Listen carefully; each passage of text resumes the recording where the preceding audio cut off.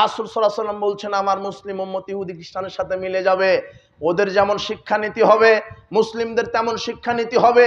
ওদের যেমন অর্থনীতি, আরে সুদের প্রতিষ্ঠাতা ইহুদি, ওদের যেমন অর্থনীতি হবে, মুসলিমদের তেমন অর্থনীতি হবে।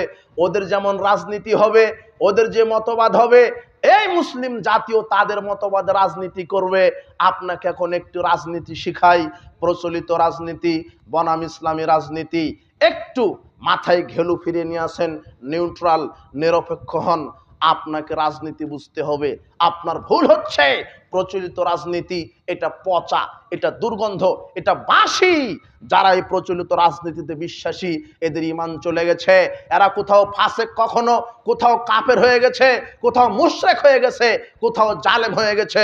ফতোয়া ফারাগে কেউ বা জালেম, কেউ বা ফাসেক, কেউ বা মুশরিক, কেউ বা কাফের।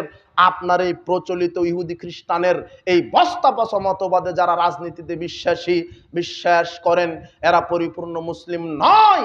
আপনাকে বলছি, ওই কথাতে আবার চলে আসি, সালাত আদায় করবেন যার বিধানে, রাজনীতিও করতে হবে তার বিধানে।